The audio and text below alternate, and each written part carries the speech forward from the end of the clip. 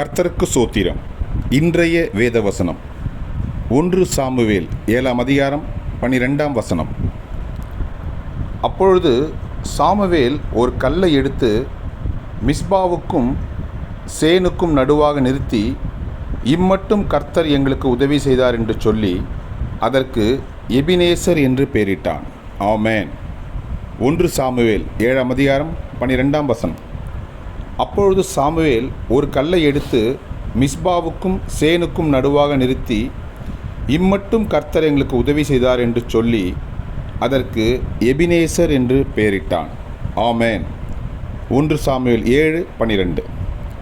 கர்த்தர் உங்களை ஆசீர்வதிப்பாராக, உங்களோடு கூட இருப்பாராக. ஆமென்.